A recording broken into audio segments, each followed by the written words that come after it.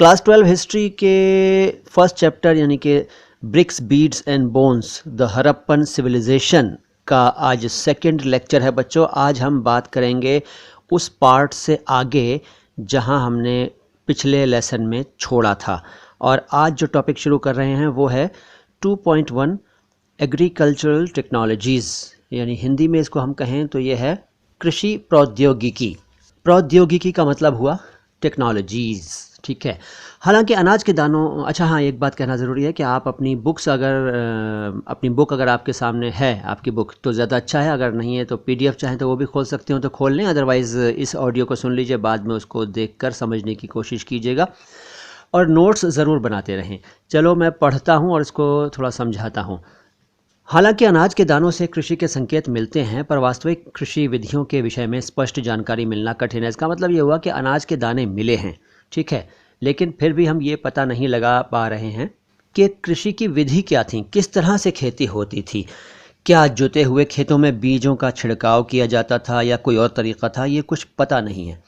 मोहरों से ये तो मालूम हुआ है कि उस ज़माने के लोग बैल के बारे में जानते थे। वृषभ लिखा है हिंदी की बुक्स में, तो इसका मतलब होता है बैल। बैलों की जानकारी उनको थी और खेत जोतने के लिए वो बैलों का इस्तेमाल करते थे। इसके कई सबूत मिले हैं हमें चोलिस्तान में कई जगहों पर, और बनावली जो कि हरियाणा में है, वहाँ मिट्टी से बने हुए हल के प्रतिरूप मिले हैं, जिससे ये पता चलता है कि हल का इस्तेमाल भी होता है। कालीबंगन जो कि राजस्थान में है, वहाँ जुते हुए खेत का एक एविडेंस मिला है, यानी कि ये पता चलता है कि खेत जोता भी जाता था, और ये आरंभिक हड़प्पा स्तरों से संबद्ध है, यानी अर्ली हड़प्पन लेवल्स से रिलेटेड है। ये जिस पेज पर आप ये जानकारी पढ़ेंगे वहीं आपको साइड में एक चित्र बना हुआ मिलेगा जिस पर लिखा है अ टेराकोटा बुल, यानी कि पकी मिट्टी से बना हुआ वृषभ यानी कि बैल, ठीक है। तो इससे भी अंदाज़ा होता है कि उस ज़माने में बैल का इस्तेमाल होता था और कृषि में होता था। और इसके अलावा ये भी मालूम होता है कि खेत में हल रेखाओं के जो दो समूह मिले हैं वो ये बताते हैं कि एक दूसरे को समकोण पर काट रहे हैं, मतलब एक दूसरे को क्रॉस कर रहे हैं, वो सीधी सीधी लाइनों के रूप में। इससे ये पता चलता है कि एक साथ दो अलग अलग फसलें पैदा की जाती थीं, यानी एक ही वक्त में दो फसलें उगाई जाती थीं, पार्टीशन करके एक तरह से खेत का, और एक साथ दो फसलें ली जाती होंगी, ऐसा अनुमान पुरातत्वविदों ने लगाया है। पुरातत्वविद मतलब आर्कियोलॉजिस्ट्स। इसके अलावा इन लोगों ने, यानी पुरातत्वविदों ने, यह भी अंदाज़ा लगाने की कोशिश की है कि फसलों की कटाई कैसे करते होंगे ये लोग। एक अंदाज़ा ये भी है कि लकड़ी के हत्थों में बिठाए गए पत्थर के फलकों का प्रयोग करते होंगे। फलक मतलब ब्लेड्स कह सकते हैं आप, या ये भी हो सकता है कि धातु के औजारों का प्रयोग करते हों। अच्छा, इसके अलावा एक चीज़ ये पता चलती है हमें इस पेज पर पढ़ने से कि ज़्यादातर हड़प्पन स्थल जो हैं वो अर्ध शुष्क स्थलों में मौजूद हैं। अर्ध शुष्क क्या होता है? अर्ध का मतलब वैसे आधा होता है और शुष्क का मतलब ड्राई यानी सूखा। वैसे इसको हम एक और टर्म के रूप में ले सकते हैं, semi arid lands. Semi arid lands यानी अर्ध शुष्क क्षेत्र, जहाँ एकदम सूखा इलाका नहीं होता होगा, एकदम सूखा मौसम नहीं होता होगा और ज़्यादा बारिश भी नहीं होती होगी, लेकिन बारिश के अलावा हो सकता है कि वहाँ सिंचाई की ज़रूरत पड़ती हो, और यकीनन पड़ती होगी। इसके भी कुछ सबूत मिले हैं। तो सिंचाई की आवश्यकता की पूर्ति करने के लिए नहरों का भी इस्तेमाल किया जाता होगा। इस बात का अंदाज़ा अफ़गानिस्तान में शोरतुघई नाम की जगह पर नहरों के मिले हुए अवशेषों से होता है, यानी नहरों के अवशेष मिले हैं। नहरें भी होती होंगी तभी तो अवशेष मिले हैं, और फिर सिंचाई, इसका मतलब है कि वो नहरों के द्वारा भी करते होंगे। लेकिन ऐसे अवशेष यानी नहरों के अवशेष अफ़गानिस्तान के शोरतुघई में तो मिले हैं, लेकिन पंजाब और सिंध में नहीं मिले हैं। इसके अलावा एक अनुमान यह भी है कि जो पहले की नहरें थीं वो बहुत पहले गाद से भर गई थीं। गाद क्या होती है? गाद का मतलब है सिल्ट, एक तरह की कीचड़ जो निचली जो तली में बैठती जाती है, और अगर उसको हटाया ना जाए, उसकी देखभाल ना की जाए, तो एक टाइम वो आता है कि बिल्कुल नहरें फुल हो जाती हैं गाद से और फिर ख़त्म हो जाती हैं एक तरह से देखा जाए तो, क्योंकि पानी के बहने की जगह ही नहीं बचती। तो इस तरह के भी जानकारी प्राप्त हुई है। इसके अलावा एक अंदाज़ा ये भी है कि कुओं से पानी हासिल करके सिंचाई की जाती हो, और एक अंदाज़ा है वो ये कि धौलावीरा यानी कि गुजरात में जो जलाशय मिले हैं, बड़े बड़े जलाशय का मतलब बहुत बड़े बड़े तालाब कह सकते हैं आप, वैसे इसके लिए सही वर्ड इंग्लिश में रिजर्वॉयर्स है, रिजर्वॉयर्स। तो उनको देखने से, उनके अवशेषों को देखने से अंदाज़ा ये होता है कि पानी का संचय किया जाता होगा, पानी को बहुत बड़े पैमाने पर स्टोर किया जाता होगा ताकि बाद में इस्तेमाल में लाया जा सके। अच्छा, अब आप देखेंगे अपनी बुक में कुछ औज़ारों की तस्वीरें दी गई हैं, कॉपर टूल्स बने हुए हैं। देखिए, कॉपर यानी तांबे के धातु के औज़ार के अवशेष, टुकड़े, हैंडल भी है, फलक भी है। तो इससे आपको अंदाज़ा लगाने में आसानी होगी कि किस तरह के हथियार वहाँ, हथियार नहीं, औज़ार, किस तरह के औज़ार होते होंगे। फिर एक बॉक्स में आप देखेंगे पुरा वस्तुओं की पहचान कैसे की जाती है, हाउ आर्टिफैक्ट्स आर आइडेंटिफाइड, यानी कि जो पुरातात्विक कामों को करने वाले लोग होते हैं वो ये कैसे डिसाइड करते हैं कि कोई चीज़ पुरा वस्तु है, यानी उस महत्व की है, पुरातात्विक महत्व की है। तो इसके लिए आपको इस बॉक्स को पढ़ना चाहिए जो अब हम पढ़ रहे हैं, आप अपनी बुक्स में देखिए। भोजन तैयार करने की प्रक्रिया में अनाज पीसने के यंत्र तथा उन्हें आपस में मिलाने, मिश्रण करने तथा पकाने के लिए बर्तनों की आवश्यकता थी। इन सभी को पत्थर, धातु तथा मिट्टी से बनाया जाता था। यहाँ एक महत्वपूर्ण हड़प्पा स्थल मोहनजोदड़ो में हुए उत्खननों पर सबसे आरंभिक रिपोर्टों में से एक से कुछ उदाहरण दिए जा रहे हैं।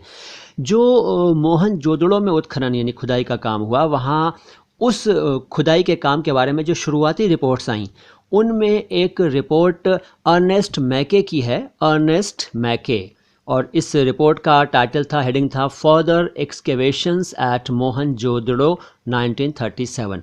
उससे लिए गए अंश को यहाँ समझाया गया है, तो उसको देखिए, समझिए।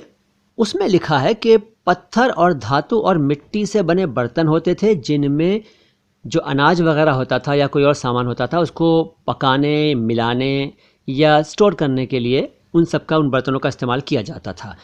चक्कियाँ होती थीं और ऐसा लगता है कि अनाज पीसने के लिए अवतल चक्कियाँ मिली हैं, अवतल भी मिली हैं, उत्तल भी मिली हैं। तो जो अवतल चक्कियाँ हैं वो ज़्यादा मिली हैं। अवतल चक्की क्या होती है? सैडल कॉर्न्स, सैडल कॉर्न्स अंग्रेज़ी में कहते हैं। तो इससे ये पता चलता है कि अनाज पीसने के लिए यही एकमात्र साधन होता होगा। आमतौर पर ये चक्कियाँ बहुत कठोर, कंकरीले, आग्नेय और बलुआ पत्थर से निर्मित होती थीं। इसको अंग्रेज़ी में हम कहेंगे कि हार्ड, ग्रिटी, इग्नियस रॉक या सैंडस्टोन वगैरह से बनी होती थी और इनका आमतौर पर इस्तेमाल किया जाता होगा, ऐसा अनुमान लगाया जाता है। इन चक्कियों के जो तल हैं वो उत्तल हैं। निश्चित रूप से इन्हें ज़मीन में अथवा मिट्टी में जमा कर रखा जाता होगा जिससे इन्हें हिलने से रोका जा सके।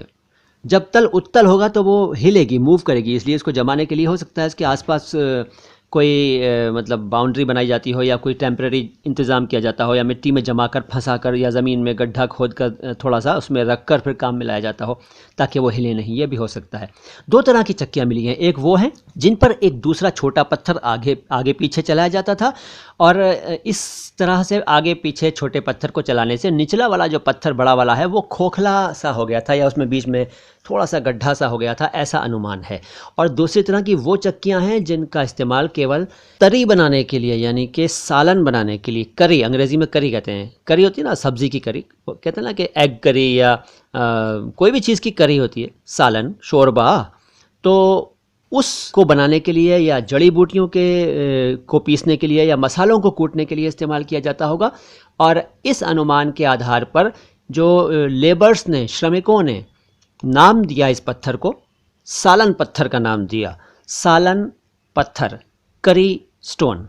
अर्नेस्ट मैके साहब ने इस विवरण में लिखा है कि हमारे बावर्ची ने, यानी हमारे जो रसोइया है, कुक, उन्होंने एक पत्थर म्यूज़ियम से उधार मांगा ताकि वो अपने किचन में उसका इस्तेमाल करें, ऐसा अर्नेस्ट मैके साहब ने लिखा है। और जहाँ ये विवरण मिलता है वहीं उसी पेज पर कुछ चित्र हैं, देखिए। एक तो अवतल चक्की का चित्र है, आप देख रहे होंगे अपनी अपनी बुक्स में, और धौलावीरा से मिला जलाशय जो है उसका भी चित्र है, reservoir at Dholavira, note the masonry work, इसके राजगिरी कार्य पर ध्यान दीजिए। बीच में एक क्वेश्चन आपके लिए है कि क्या आपको लगता है कि इन औजारों का प्रयोग कटाई के लिए किया जाता होगा? वही जो ऊपर औजार का चित्र था उसकी बात कर रहे हैं। तो अब आप अंदाज़ा लगाइए कि क्या फसल की कटाई इनसे होती होगी या नहीं, वो आप डिसाइड करिए, सोचिए। अच्छा, एक छोटा सा बॉक्स में ही एक बॉक्स आप पढ़ेंगे अपनी किताब में, उसमें लिखा है कि पुरातत्वविद वर्तमान समय की तुलनाओं से ये समझने का प्रयास करते हैं कि प्राचीन पुरावस्तुएं किस प्रयोग में लाई जाती थीं। मैके खोजी गई वस्तुओं की तुलना आजकल की चक्कियों से कर रहे थे। क्या ये एक उपयोगी नीति है? ये भी चर्चा का विषय है, इस पर भी आप चर्चा कर सकते हैं। देखिए, चैप्टर को बोरिंग मत समझिए। अभी आप चूँकि फर्स्ट चैप्टर है बुक का, तो हो सकता है आप में से कुछ लोग बोर होने लगते हों। बोर मत होइए, समझने की कोशिश कीजिए। आगे बड़े मज़ेदार चैप्टर्स आएंगे, बहुत जानकारी अभी भी बढ़ रही है आपकी और आगे भी बढ़ेगी। आगे चलते हैं। पॉइंट 3, मोहनजोदड़ो। हिंदी में मोहनजोदड़ो कहते हैं, अंग्रेज़ी में मोहनजोदारो। एक नियोजित शहरी केंद्र, अ प्लान्ड अर्बन सेंटर। इसमें एक ख़ास बात बताई गई है हड़प्पा सभ्यता की कि मोहनजोदड़ो जो था वो एक शहर था, शहरी केंद्र था, और इस सभ्यता की एक खुसूसियत, एक ख़ासियत, एक विशेषता ये थी कि इन लोगों ने, इस सभ्यता के लोगों ने शहरी केंद्रों को डेवलप किया। और मोहनजोदड़ो सबसे मशहूर पूरा स्थल है, यानी ये सबसे ज़्यादा मशहूर साइट है, आर्कियोलॉजिकल साइट। लेकिन सबसे पहले जिसको खोजा गया था वो था हड़प्पा। पहले हड़प्पा की खोज हुई, मोहनजोदड़ो की बाद में हुई, लेकिन मोहनजोदड़ो ज़्यादा मशहूर हुआ इसी वजह से कि वो एक शहरी केंद्र है और वहाँ कुछ ख़ास चीज़ें, ख़ास अवशेष मिले हैं जो कि दूसरी जगहों पर नहीं मिले। अच्छा, अब इसमें बस्ती की बात हो रही है। ये बस्ती जो थी, ये जो सेटलमेंट था मोहनजोदड़ो का सेटलमेंट, ये 2 हिस्सों में डिवाइड पाया गया है। आप मैप भी देख रहे होंगे अपनी बुक में। एक बड़ा हिस्सा जो कि एक छोटा हिस्सा जो ऊंचाई पर बनाया गया, और दूसरा हिस्सा जो था होता था उस ज़माने में, उस इलाके का, उस शहर का, तो वो काफ़ी बड़ा होता था, लेकिन वो निचला इलाका था। तो आर्कियोलॉजिस्ट लोग जो हैं वो ये कहते हैं, ये सोचते हैं कि ये जो ऊंचा वाला हिस्सा है ये दुर्ग कहा जा सकता है, यानी कि सिटाडेल, और जो निचला हिस्सा है उसको हम लोअर टाउन कह सकते हैं, यानी कि निचला शहर। दुर्ग की ऊंचाई की क्या वजह थी? दुर्ग की ऊंचाई की, यानी सिटाडेल की ऊंचाई की वजह यह थी कि वहाँ की संरचनाएं जो थीं वो कच्ची ईंटों के चबूतरे पर बनी थीं और उसको दीवार से घेरा गया था, जिससे मालूम होता है कि इसे निचले शहर से अलग किया गया था। वैसे निचला शहर भी दीवार से घेरा गया था, और इसके अलावा कई बिल्डिंग्स को ऊंचे चबूतरों पर बनाया गया था, और वो चबूतरे नींव का कार्य करते थे। ठीक है। अंदाज़ा ये भी लगाया गया है कि इसमें बहुत मेहनत लगी होगी और इसमें बड़े पैमाने पे श्रम की, लेबर की आवश्यकता पड़ी होगी। और इस अंदाज़े को किस तरह से लगाया गया है कि एक अनुमान दिया गया है इस चैप्टर में आपके कि एक मज़दूर अगर हर दिन 1 घनीय मीटर मिट्टी ढोता हो। 1 घनीय मीटर का मतलब क्या हुआ? 1 × 1 × 1, यानी 1 क्यूबिक मीटर। मान लीजिए कि आप अंदाज़ा लगाएं कि एक ऐसा गड्ढा जिसकी ऊंचाई 1 मीटर, यानी कि गहराई 1 मीटर, लंबाई 1 मीटर और चौड़ाई 1 मीटर, उस गड्ढे, इस तरह के गड्ढे को बनाने में, खोदने में जितनी मिट्टी बाहर निकालनी पड़ी, तो जितनी मिट्टी निकली वो मिट्टी अगर एक मज़दूर 1 दिन में ढोता होगा, तो सिर्फ बेसिस को, यानी केवल आधारों को बनाने के लिए ही 40 लाख श्रम दिवसों की आवश्यकता पड़ी होगी, यानी 40 lakh labour days. Labour days का मतलब है कि एक लेबर डे का मतलब होता है कि एक मज़दूर ने 1 दिन में जितना काम किया तो उसको हम 1 लेबर डे मानेंगे, और 1 दिन में 2 मज़दूरों ने जितना काम किया तो वो 2 लेबर डे हो जाएंगे, हालांकि एक ही दिन में उन 2 मज़दूरों ने काम किया। 10 मज़दूर अगर एक ही दिन में कुछ काम करते हैं तो एक ही दिन में 10 लेबर डे मान लिए जाते हैं। इस चीज़ को ज़्यादा आप मत सोचिए, उलझने की ज़रूरत नहीं है। आप आगे चलते हैं हम लोग, कुछ और देखिए। एक बार चबूतरों के यथास्थान बनने के बाद शहर का सारा भवन निर्माण कार्य चबूतरों पर एक निश्चित क्षेत्र तक सीमित था, यानी एक बार चबूतरे बना दिए, उसके बाद सारा जो कंस्ट्रक्शन का काम, वो चबूतरों पर एक फिक्स्ड जगह तक ही लिमिटेड था।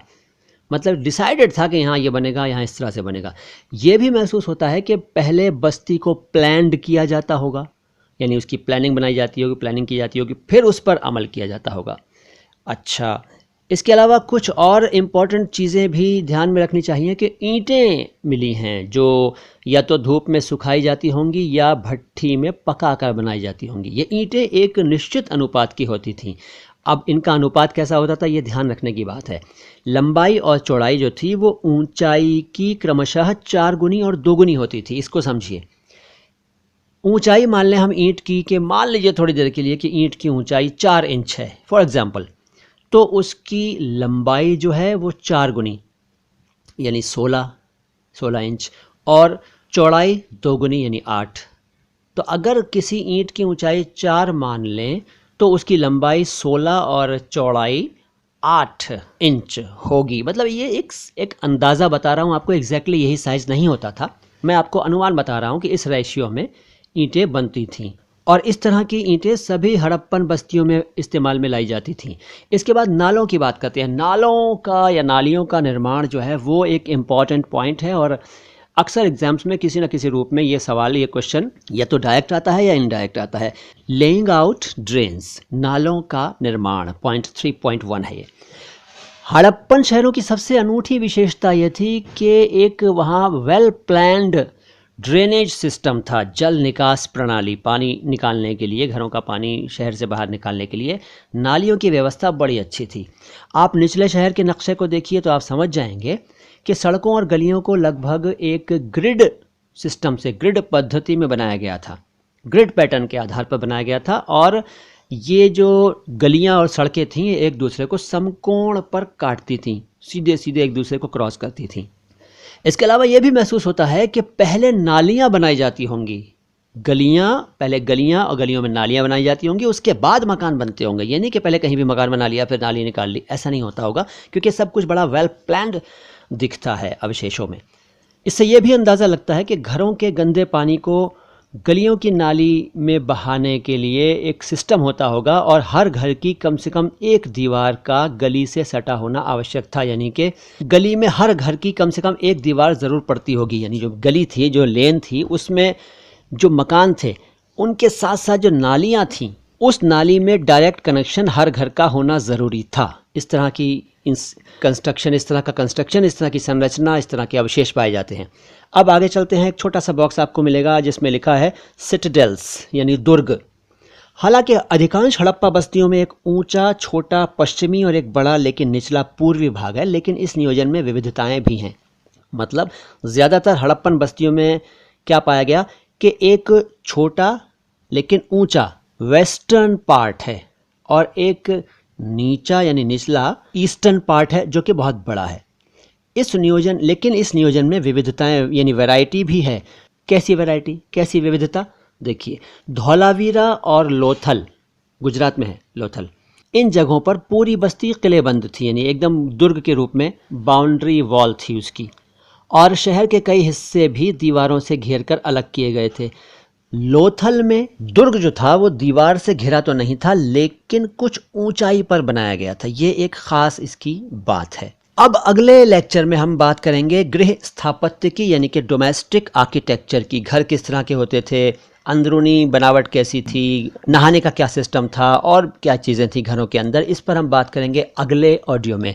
अब आप लोग ये देख लें कि ये जो आपने ऑडियो सुना है इसको एक बार फिर सुनने चाहें तो, और नोट्स ज़रूर बनाएं, जैसा कि मैंने शुरू में कहा था। कुछ पूछना चाहें तो ज़रूर पूछिएगा। आज इतना ही। Thank you.